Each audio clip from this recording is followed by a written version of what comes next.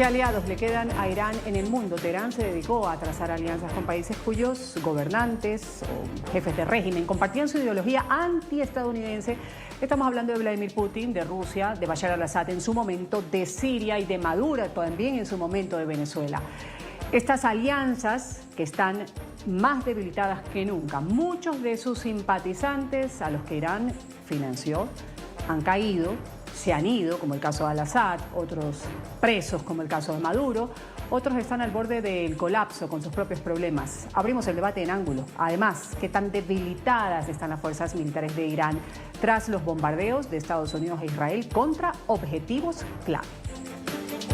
Y mencionamos aquí a al-Assad, a Maduro y ahora Jamenei, que se reseña que Putin ha perdido a 3 de sus mejores amigos en poco más de un año. Y sobre Irán hay un informe que advierte sobre una decreciente coordinación de Teherán para efectuar estos ataques indiscriminados y señalan justamente la muerte de los altos mandos entre las razones. Vamos a revisar cómo está la situación hasta el momento.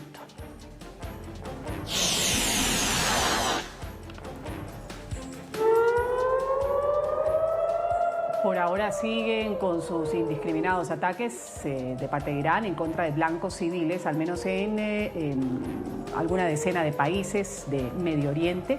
La retaliación de las fuerzas iraníes persiste. Hoy se cumple este 5.º día de las acciones de Israel y Estados Unidos sobre Teherán y otras ciudades con la misión de desmantelar lo que es una amenaza nuclear, la capacidad de ataque y el riesgo existencial que significa la tiranía de los ayatolás para el mundo occidental. Ahí vemos estas imágenes reveladoras de la incesante zozobra que deben padecer los habitantes en Israel, también en otros países de la región que son víctimas de la ofensiva iraní con drones y misiles.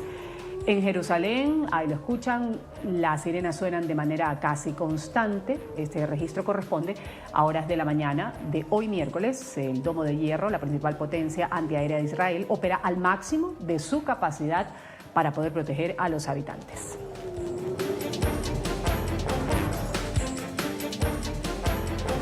La desmedida reacción del régimen iraní ha golpeado a países vecinos en el Golfo. Ha llegado incluso a territorio de la Unión Europea con ataques que han impactado en la isla de Chipre, en el Mediterráneo. Las potencias militares europeas avanzan a toda prisa en el refuerzo de escudos antimisiles para proteger al continente de una posible nueva fase de arremetidas de fuerzas titánicas que operan todavía desde Irán. Los gobiernos de Reino Unido, de Francia y de Alemania principalmente están reubicando sus capacidades para hacer frente a estas amenazas. Baterías antiaéreas, aviones de combate, buques de guerra también están siendo movilizados de emergencia hacia el Mediterráneo con el foco inicial puesto en la isla de Chipre.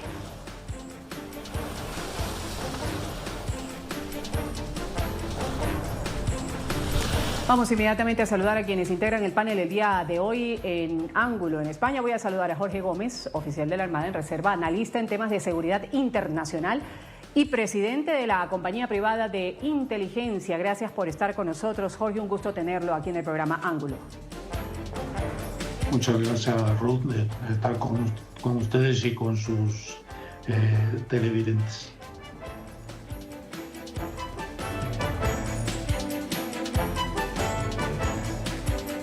Voy a darle la bienvenida también a Pablo Begnini. Él es director académico de Relaciones Internacionales de la Universidad de Hemisferios en Quito, profesor de investigación geopolítica en conflictos armados. Gracias por estar con nosotros, Pablo. Bienvenido. Ruth, muchísimas gracias por la invitación. Gusto estar acá. Gracias. Voy a empezar con usted, Pablo. Irán, a criterio suyo, después de lo visto, ¿está perdiendo aliados reales o simplemente se lo ve cambiando estrategia, perfilando nuevas alianzas que quizás puedan ser menos visibles? ¿Cómo lo ve usted, dadas las circunstancias, estos 5 días? Y después vamos a revisar también lo que ha dicho el secretario de Guerra de los Estados Unidos con respecto al tema iraní. Adelante. Ruth, efectivamente, Irán está perdiendo aliados importantes, pero aliados importantes dentro del marco de una retórica de apoyo que quizá nunca se vio evidenciada en la realidad bélica en la que está involucrado ahora mismo. Yo creo que Irán tenía unos socios importantes, unos más estratégicos que otros. Sin duda tenemos que mencionar a sus proxies en el Medio Oriente. Hablemos de Hamas, del Hezbollah, sin duda, los hutíes en Yemen, sin duda. Quizá ellos son los más prácticos en la lista de aliados que poseía y que creo que sigue poseyendo, pero no con las mismas capacidades. Pero sin duda resuenan en el fondo las sombras de las grandes potencias, y me refiero particularmente a China y a Rusia, que ejecutaban ejercicios militares importantes también en el Mar de Omán, por ejemplo, por poner un ejemplo, nada más. Y esto ahora mismo ya no se ha visto evidenciado porque ese apoyo que esperaba Irán ya no se ha puesto en práctica.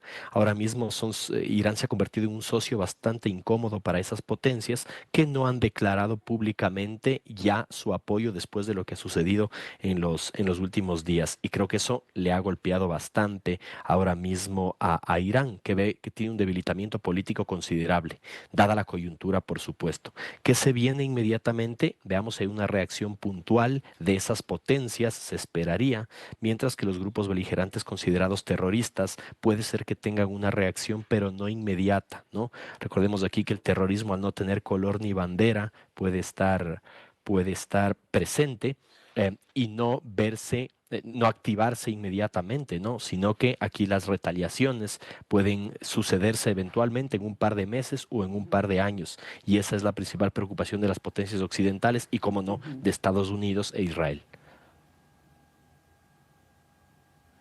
Gracias por esta primera intervención. Quiero conocer el criterio de Jorge Gómez. Después de la exposición que hace Pablo, preguntarle, Irán está perdiendo aliados reales, hablando de Putin, de China, este eje también de la resistencia, ¿cómo se ve hasta el momento? O simplemente está cambiando quizás de estrategia, perfilando alianzas nuevas que podrían dar como resultado algo menos visible. No, yo estoy absolutamente de acuerdo con la intervención de mi compañero. Yo creo que tenemos que atender a que se está produciendo una recomposición del orden mundial. Estados Unidos parece que ha llegado a la conclusión de que era el momento de pegar un puñetazo en la mesa y no le tiembla el pulso a este gobierno de Estados Unidos a la hora de utilizar la fuerza como recurso para ello. Y ante eso es tal la diferencia de potencial militar que tiene Estados Unidos con el resto, que en unos genera incapacidad de defenderse y en otros genera un miedo y una prudencia razonable. Si a eso unimos el potencial de Israel, tanto militar como de inteligencia, nos encontramos en una situación en la que Irán no tiene absolutamente ninguna capacidad de respuesta. Y ninguna es ninguna. Incluso estos ataques indiscriminados irán descomponiéndose, irán debilitándose día a día. Les pongo una cifra. El primer día Irán lanzó 90 misiles contra Israel, ayer 20. Es decir, ¿qué ha ocurrido? Han desmantelado los sistemas de alerta, el servicio el ejército del aire está destruido, la armada está destruida, que eran bases de lanzamiento posibles, destruyen todas las lanzaderas en tierra que detectan, y ahora ocurre algo que es mucho más grave para Irán, que es, al no tener comunicaciones, tienen que actuar aisladamente, sin órdenes, pues no tienen la capacidad de coordinarse entre ellos, con lo cual cada vez que alguien aparezca y sea visible, pues es eliminado. En este escenario, los grupos tal como decía mi compañero, los grupos como, no los países como los hutíes, como Hamas, como Hezbollah, pues pueden actuar con acciones terroristas, pero tal y como decía él, estoy de acuerdo, eso requiere de un tiempo y no será un efecto inmediato.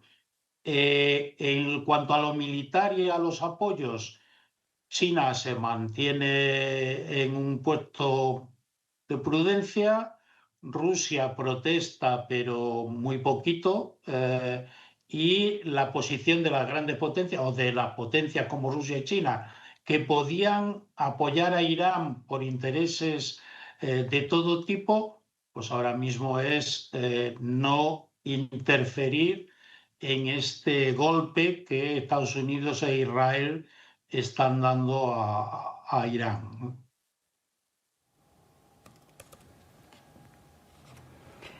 Voy a integrar en este panel, en Ecuador me acompaña Michelle Maffei, es especialista también en temas de seguridad internacional. Gracias por estar con nosotros, Michelle, bienvenida. No, muchísimas gracias a ti, Ruth, y buenos días a todos los también invitados. Gracias, Michelle. Estamos en una primera parte hablando sobre esos aliados estratégicos a quien Irán financiaba en su momento. Bueno, muchos de ellos ya pasaron a otra historia. Al-Assad de Siria, por ejemplo, huido. Maduro en Venezuela, preso. Pero queda un Putin que todavía está pues, en una guerra con otro frente armado. ¿Qué decir de Putin, de China? Socios de Irán, aliados circunstanciales, ¿cómo lo ve usted en medio de todo este contexto que se ha dado en las últimas horas y de esta respuesta indiscriminada que tiene Irán sobre algunos países de Oriente Medio?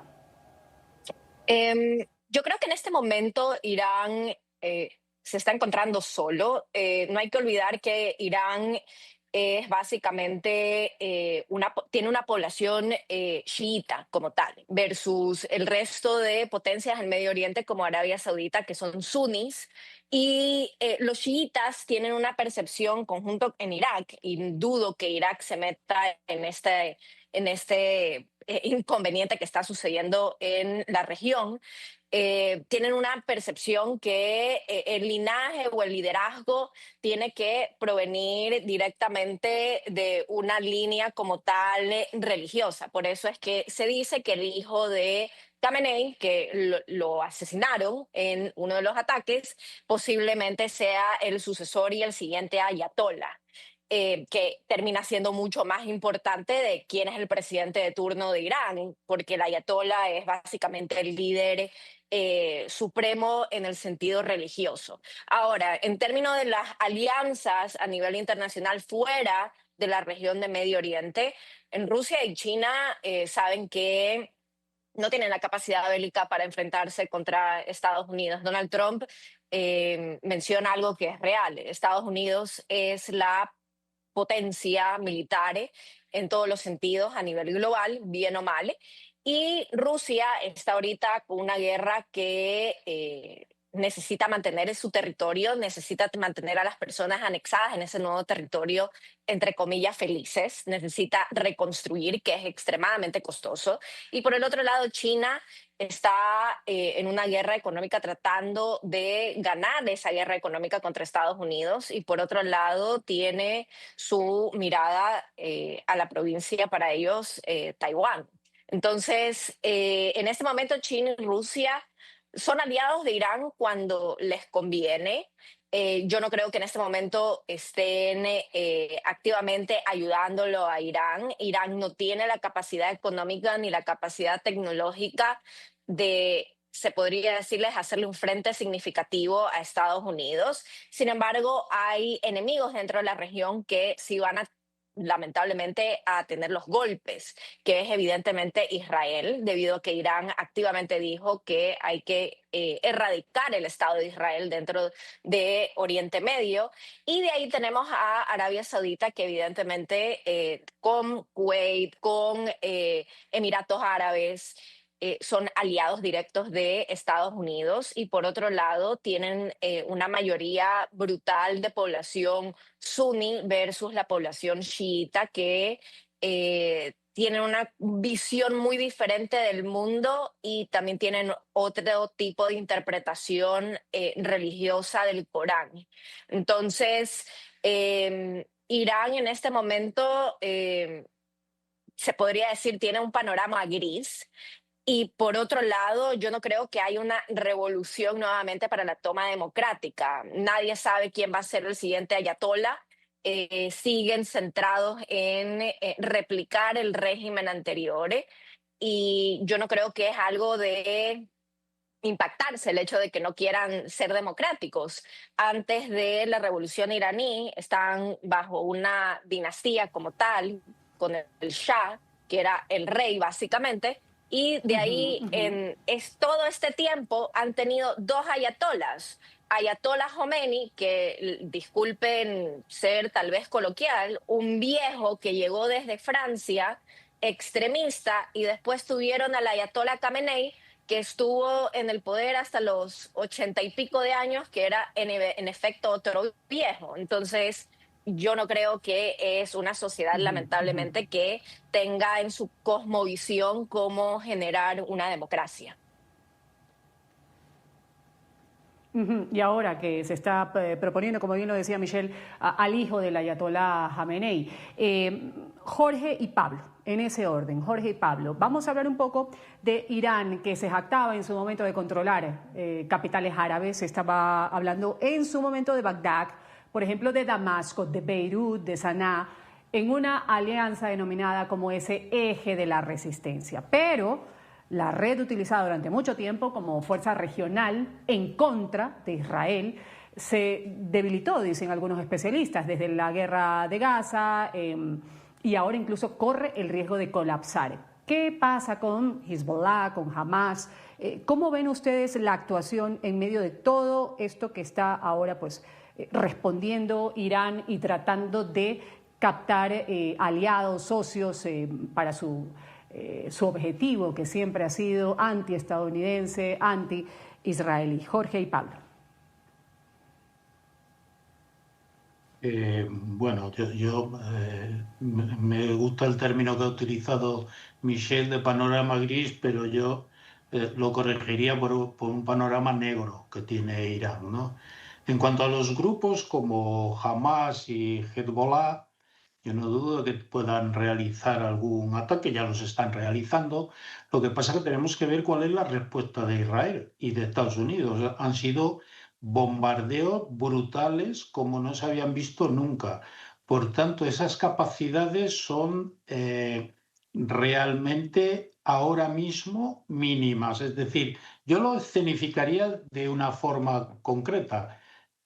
Ahora mismo están en lo más importante de una acción militar como no se había visto nunca tampoco contra Irán, y todo aquel que se mueva recibe una respuesta del mismo tipo. Por tanto, estos grupos, vimos el otro día como en Beirut se realizaron unos bombardeos brutales y Estados Unidos va a minimizar esos riesgos, Estados Unidos e Israel va a minimizar esos riesgos con un componente además que no debemos de olvidar nunca, es decir, el componente de la inteligencia israelí. Nuevamente el Mossad nos ha dado muestra de que tiene absolutamente penetrado todo Irán, es decir, no hacen nada sin que ellos lo sepan y son capaces de realizar tanto bombardeos brutales como ataques quirúrgicos y matar al ministro de Defensa que ha sido nombrado ayer, convirtiendo lo que muchos dicen que en Irán aceptar un cargo ahora mismo es sentencia de muerte, ¿no? Pues eso mismo lo trasladan a las milicias de Hezbollah o de Hamas y atacan a aquellos lugares donde hacen reuniones, donde saben que se van a decidir cuestiones importantes. Es decir, yo creo que todo el entorno de grupos tiene que tener ahora mismo un miedo muy importante y eso les inhabilita para tener respuestas que puedan afectar a cómo va a producirse esta acción que Estados Unidos ha marcado, Estados Unidos e Israel han marcado sobre Irán. Me permiten, yo hablaría de dos tipos de aliados, ¿no? Unos estatales y otros no estatales, con una diferencia fundamental, y es que considero que Irán es dependiente de los aliados estatales y ha generado dependencia en los aliados no estatales, ¿no? Diferenciando lo que sería su alianza con el Hezbollah, por ejemplo, y por otro lado, en su momento con Siria. Tenemos que reconocer algo, y es que Estados Unidos ha aprovechado la ventana de oportunidad que se le ha presentado por la coyuntura internacional y por todo el cúmulo de acciones previas que ha realizado para poder decidirse finalmente intervenir en Irán, y es justamente lo que está pasando ahora. Michelle hizo una mención bastante importante, y es el tema de la diferencia entre el Islam suní y el Islam chiita, ¿no? Y esa diferencia no es menor, no es baladí, es importante. Hay que considerar que la población chiita es muy minoritaria comparada con la sunita, comencemos por ahí, y eso hace que Irán inmediatamente, y desde esa perspectiva religiosa, esté aislado primero. Claro, ese aislacionismo ha generado mucha más concentración de poder en Irán y de radicalización de su postura religiosa, y por supuesto, ¿no? Pero claro, sus aliados directos en términos chiitas están casi que neutralizados. Irak ya cansado, la población chiita en Irak ya cansada después de toda la intervención norteamericana, con una infraestructura militar desmantelada completamente, ya no funciona. Y por otro lado, su aliado político formal, que era Siria, que yo creo que había una codependencia interesante ahí, pero bueno, ahora mismo ha cambiado de régimen completamente, ¿no? En algún momento Irán le ayudó con infraestructura militar y se hablaba de una inversión de casi 30.000 millones de euros. Estamos hablando de cifras importantes, ¿no? Pero cifras que nos indican que era más Irán el que ayudaba, esperando que en algún momento ese apoyo se le vea retribuido. Y ahora mismo lo veo imposible, porque ha cambiado completamente el régimen en Siria. ¿Qué le queda entonces a Irán? Esos proxies que han generado una importante dependencia del propio Irán, hablemos del Hezbollah, Hamas o de los hutíes, que ahora mismo, como ya hemos dicho, creo que no se van a manifestar directamente por su incapacidad bélica frente a todas las capacidades militares que tienen Estados Unidos e Israel. Entonces, efectivamente coincido, y miren qué curioso que es esto, pero coincidimos en que el panorama es gris o negro inmediatamente para Irán. ¿Qué le queda? Pues una diplomacia que ellos mismos están negando ahora. O sea, si no me equivoco, si mal no entiendo, ya ha manifestado Pablo. Irán, ¿no?, la posibilidad esa de no acudir a canales diplomáticos. Pablo, sobre esto de qué le queda, justamente vamos a revisar inmediatamente y después le sigo dando la palabra, Pablo, Jorge y Michelle. Pete Hegseth, que hace poco ha advertido que van a venir más y muy potentes ataques, lo ha dicho claramente en una última declaración sobre el régimen iraní. Dice, la capacidad está cada vez más debilitada. Así lo afirma Pete Hegseth. La campaña tiene 7 veces más la intensidad de la previa operación de Israel contra Irán durante los 12 días de guerra. 7 veces. Y como mencionó el presidente Donald Trump, más y más grandes y fuertes olas van a venir. Tan solo estamos iniciando. Estamos acelerando, no desacelerando. La capacidad de Irán se está evaporando por hora, mientras la fortaleza de Estados Unidos se convierte más temible, más inteligente y completamente más dominante. Más luchadores y armamento militar llegan hoy mismo. Ahora, con el completo control de los cielos, vamos a utilizar alrededor de 226 kilogramos, 453 kilogramos y 907 kilogramos de armas y bombas con precisión, de la cual tenemos una reserva ilimitada. Estamos utilizando municiones exquisitas, pero ya no lo necesitamos hacer tanto por el avance. También tenemos completo uso del Patriot, que se mantiene fuerte. Los enemigos ya no pueden lanzar la cantidad de misiles que estaban lanzando, ni siquiera cerca. Ahí estaba Michelle Maffei. Escuchábamos cómo está a criterio de los Estados Unidos la capacidad de respuesta de Irán. Todavía pues persiste ese temor. Donald Trump lo decía hace algunos días, podría durar 4 semanas, podría ser antes, podría ser después. hay quienes no son, están un poco escépticos en cuanto a los tiempos. Pero enfocándonos con lo que hablábamos hace un momento, la muerte de altos mandos militares, ¿esto desorganiza la cadena de mando o fortalece a estos sectores que son más radicalizados dentro del régimen? Por ejemplo, el poner al hijo de Jamenei, al líder supremo, en un sentido religioso que todavía persiste en Irán. Yo no creo que esté debilitando la cadena de mando en Irán. Yo creo que la única forma de debilitar una cadena de mando real proviene de la sociedad. La sociedad iraní están acostumbrados a esos tipos de regímenes que son totalmente diferentes que en Occidente. Si solamente podemos ver que en América del Sur la democracia es totalmente diferente a Norteamérica, es peor en Medio Oriente. Entonces, por otro lado, yo creo que ellos van a seguir la cadena esta de mando, se podría decir dinástica. No me llamaría la atención que los siguientes al mando del siguiente gobierno como tal sea en efecto el hijo del último ayatolá y que no se cambie hacia un régimen democrático como tal. Y eso no hay que, se podría decir, verlo como un shock o como una nueva noticia. Tenemos Arabia Saudita, que tienen todavía hasta hoy en día un príncipe y se llevan muy bien con Donald Trump. Entonces, Irán lo que están tratando de hacer es, y yo creo, y creo que esperaría que la administración de Trump entienda que cada vez que ellos van y sacan a alguien de la presidencia o del liderazgo como tal, no significa que va a haber una revolución democrática como se podría pensar que va a haber una nueva revolución, tipo Revolución Francesa. Yo lo que creo es que quieren someter al nuevo régimen iraní tal cual como hicieron con Venezuela, que sigue el partido chavista, pero nada ha cambiado. Lo que les interesa es que trabajen directamente con los Estados Unidos, porque Estados Unidos necesita cuestiones como energía, necesita cuestiones como abaratar en general el estándar de vida dentro de los Estados Unidos. Ya. Entonces, yo no creo pero que Michelle, vaya a haber esta recomposición. Ahora, pero Michelle, en un régimen teocrático, como se maneja todavía Irán, podemos ver en medio de esta transición, este escenario que usted está citando, comparándolo con Venezuela, ahí no va a haber pues una Delcy con turbante en Irán. No me llamaría la atención que sí.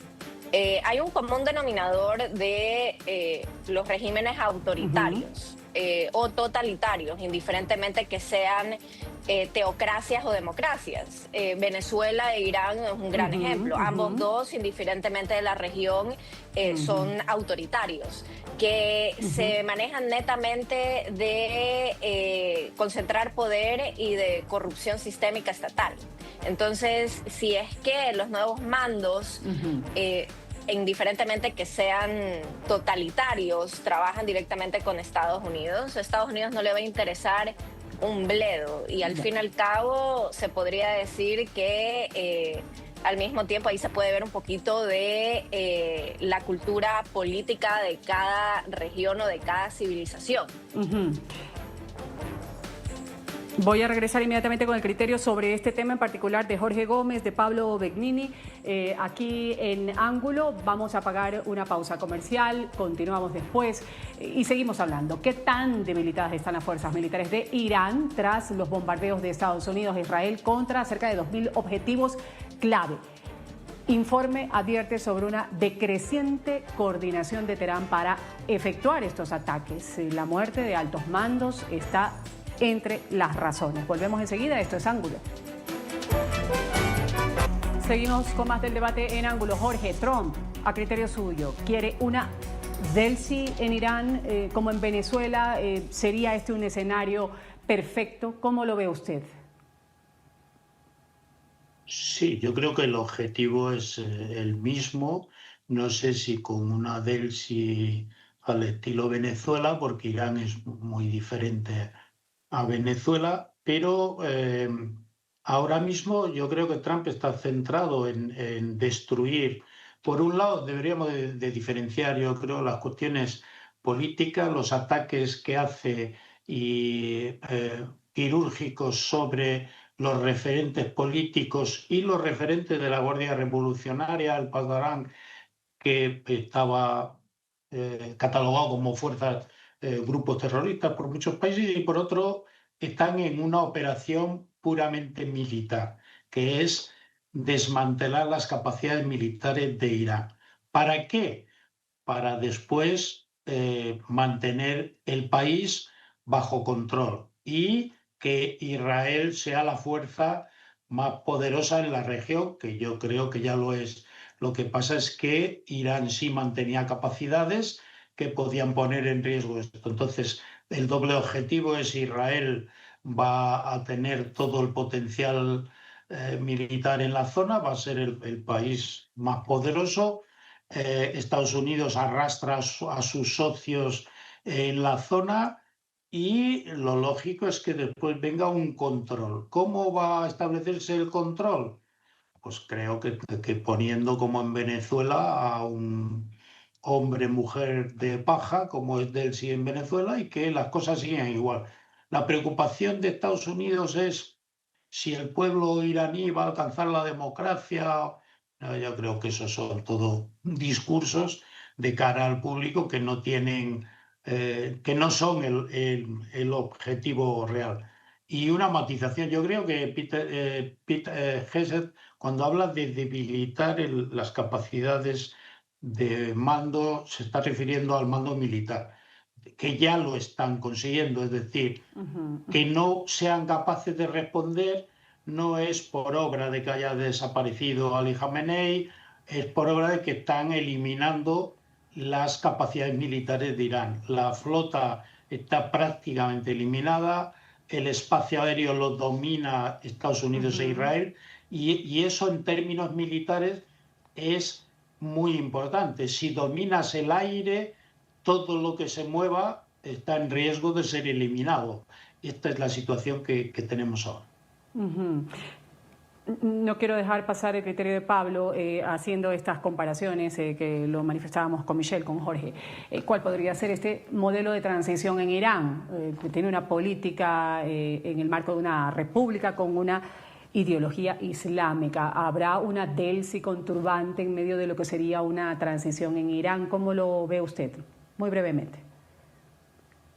Bueno, Ruth, no en el estricto sentido de la palabra, ¿no? Ver a una mujer en el poder ahora mismo en una república árabe, islámica y extremista es complicado, si a eso se refiere puntualmente. Sin embargo, creo que ambos modelos son comparables en algunos aspectos y muy disímiles en otros, ¿no? Irán no es Venezuela, su historia no es similar, su geografía no es similar, su posición política no es similar, ¿no? Yo creería que ambas realidades Claro. parten Pablo, del pero principio de yo que citaba, perdón que le interrumpa, Delcy con turbante, pero no por el hecho de que sea físicamente una mujer, sino por alguien que en medio de un proceso de transición sea alguien cercano al ayatolá, en este caso, una persona que se preste con turbante, precisamente por este modelo de ideología islámica en Teherán, para seguir ciertas directrices de los Estados Unidos en un proceso eventual de transición. Por eso era mi acotación de una Delcy con turbante, pero no por el hecho de ser mujer, sino alguien que pertenezca al mismo sistema de ideología islámica.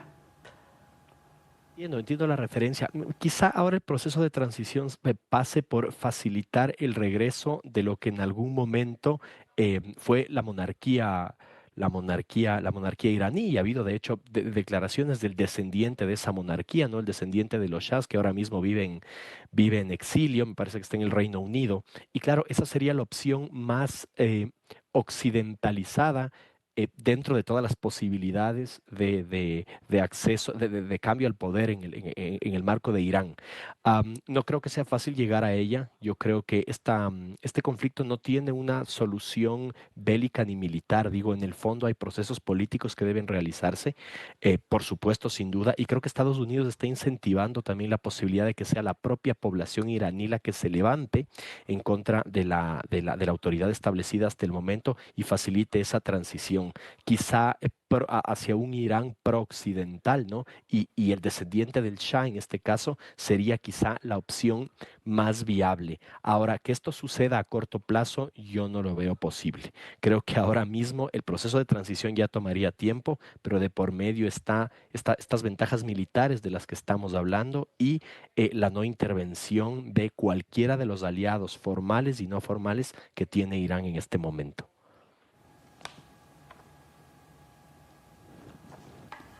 Antes de irme a la pausa comercial, vamos a hablar, quiero el criterio de Michelle sobre lo que significa exactamente un elemento clave, que es de lo que se ha hablado entre los ataques que se han dado por parte de Estados Unidos e Israel, porque siguen siendo contundentes, persistentes, además, estas operaciones de Israel, Estados Unidos, para destruir, dicen ellos, blancos terroristas del régimen iraní en Teherán.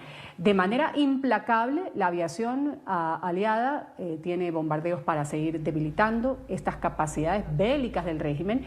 Israel y Estados Unidos están reportando impactos certeros sobre decenas de objetivos en Irán en medio de esta estrategia de ataques a gran escala en puntos señalados de la capital. Acciones que están dirigidas contra estructuras subterráneas secretas de programas nucleares en Irán, en las afueras de Teherán. Hablemos de estos objetivos clave.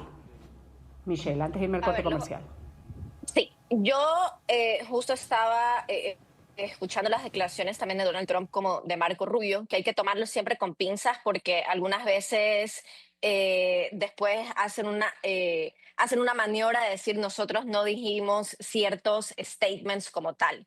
Pero básicamente el por qué Estados Unidos, conjunto con Israel, empezaron a lanzar misiles y a bombardear y se podría decir pusieron un stop a la mesa de negociación, fue básicamente porque los negociadores iraníes, en un sentido muy de Medio Oriente, en el Medio Oriente, no solamente Irán, sino en Israel, los árabes en Medio Oriente, uno, se comunican diferente así hables el mismo idioma, y dos, algunas veces dicen y nunca hacen. Los negociadores iraníes dijeron que tenían 10 misiles listos para lanzarlos y evidentemente, si se acuerdan, hace meses anteriores, Irán lanzaba misiles a Israel. Otra cuestión es que por el Iron Dome, que es básicamente el sistema antimisiles, no perforaron un grado significativo del territorio de Israel. En el momento que Irán mencionó eso, fue básicamente el punto de quiebre de las negociaciones con los negociadores de Estados Unidos y la administración Trump, y empezaron simplemente a mostrar su poder militar, que indiferentemente que así Israel esté solo, Israel tiene inclusive mejor tecnología como tal y más específica que Irán. Ahora, en el hecho de que puedan tener un programa nuclear, siempre ha habido se podría decir, esa pregunta, y debido a que Irán está básicamente con múltiples sanciones, pocas noticias de Irán y poco podemos saber en efecto de qué es lo que sucede en Irán. Yo no creo que ellos tengan un programa nuclear robusto ya finiquitado. Lo que sí pueden tener como tal es ciertos, se podría decir, uranios enriquecidos. Y yo creo que ese sería el punto estratégico que están tratando de erradicar. Si no tienen el uranio enriquecido, que eso era como tal el miedo de Estados Unidos para que puedan construir un programa nuclear robusto, no simplemente 10 misiles. El desarrollo de esas armas nucleares. Exacto. El desarrollo de esas armas nucleares, el uranio enriquecido, no que es lo más difícil, va a ser difícil que puedan tener todas estas armas a su disposición. Claro, que es lo que ha dicho Donald Trump, pues pone en riesgo a toda la civilización. Vamos a volver ya con las conclusiones del programa, luego del corte comercial. Lo voy a escuchar a Jorge, a Pablo, también con respecto a estos blancos terroristas, puntos clave que ha atacado Estados Unidos e Israel y que continúan en esta lucha en contra de Irán. Volvemos enseguida, luego del corte comercial. Esto es AMCO. Presentamos estas imágenes satelitales que muestran los ataques de Israel, Estados Unidos contra el cuartel general del Ayatollah Ali Jamenei, abatido en las operaciones que se realizaron el pasado sábado, el lugar impactado por bombardeos que dieron con la baja de casi toda la cúpula del régimen criminal iraní, con precisión, años de inteligencia también dicen las fuerzas de Israel y de Estados Unidos, se pudo ubicar y destruir estas estructuras. También las imágenes muestran otros sitios en Teherán. Está incluido el complejo judicial, sedes del Ministerio de Inteligencia de la denominada Guardia Revolucionaria Islámica y también los llamados tribunales revolucionarios. Objetivos que se ven así desde el satélite en este quinto día de la operación Furia Épica. Tiempo de las conclusiones. Me quedaba con la conclusión pendiente la reflexión de Jorge y de Pablo sobre resultados militares concretos de estas operaciones en contra de Irán o quizá también, como lo decía Michelle en el bloque anterior, lo que podría ser parte de un discurso. ¿Cómo lo ven ustedes? Jorge Gómez, empiezo con usted y luego escucho a Pablo. Bueno, yo creo que los resultados militares son incontestables. El ejército iraní está desmantelado, sus capacidades muy limitadas, su armada, como decíamos, pues absolutamente desaparecida. Hoy además han anunciado el hundimiento de una fragata por parte de un submarino, la primera vez desde la Segunda Guerra Mundial que se produce un hecho de estos, y con declaraciones que son francamente, a mi modo de ver, aunque estemos hablando de un régimen deplorable, que son pues preocupantes, ¿no? Pete Hegseth ha declarado: un submarino estadounidense hundió un buque de guerra iraní que creía estar a salvo en aguas internacionales.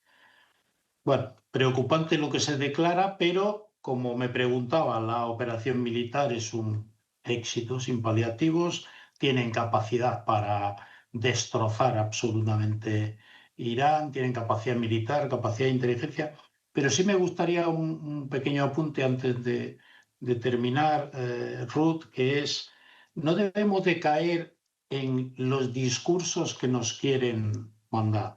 Y esto de decir que hace falta que el pueblo iraní se levante, realmente es una estrategia que evitaría, es decir, en las acciones militares se puede atacar desde navíos, desde aviones, se puede atacar a distancia, pero si quieres consolidar el territorio, si quieres dominarlo, tienes que entrar con tropas terrestres. Por tanto, cuando dicen el pueblo iraní se tiene que levantar, lo que están diciendo es que nos hagan nuestro trabajo y así evitaremos la muerte de soldados, si esa fuese una de las opciones que fuese entrar en el territorio. Por tanto, cuidado con los discursos de propaganda que los lanzan todos y en base a ello, ¿qué viene ahora? Pues ahora vienen ya operaciones más quirúrgicas para eliminar todo aquello que le resta a Irán. Jorge. Y las van a llevar a cabo en breve. Gracias, Jorge. Pablo, su conclusión, muy brevemente, que me he quedado sin tiempo ya. Sí, efectivamente, de acuerdo. Creo que ha quedado clara la superioridad militar de los Estados Unidos, de eso no hay duda, y creo que eso se debe mucho a la tecnología que se ha utilizado, ¿no? La capacidad de fuego de fuego aéreo de los Estados Unidos y el control desde satélites que tienen del espacio aéreo, de la información y del espacio aéreo iraní. Creo que eso es fundamental. Queda claro que esas capacidades nucleares de Irán están completamente restringidas. Los norteamericanos ya lo sabían, por algo intervienen y ahora han acabado con esa duda, pero creo que ahora mismo el control del territorio, tanto en términos geográficos como políticos, es una de las prioridades para los Estados Unidos. Y efectivamente eso se hace o con tropas en tierra o efectivamente impulsando a que la población haga ese trabajo y que eventualmente se pueda desmantelar la estructura institucional de los ayatolás. Ese es en el fondo el gran reto que tiene Estados Unidos. Gracias, Pablo. Muchas gracias a quienes han participado en el panel de hoy. En ángulo, con su criterio, su visión, Michelle Maffei. Ella es especialista en seguridad. Gracias, Michelle. Jorge Gómez, también un gusto tener su criterio, oficial de la Armada en reserva, nos ha acompañado desde España. Y Pablo Begnini, él es director académico de Relaciones Internacionales. Gracias a los tres por participar. Me despido, soy Ruth del Salto. Ustedes sigan con la señal del canal internacional NTN 24. Es la marcha del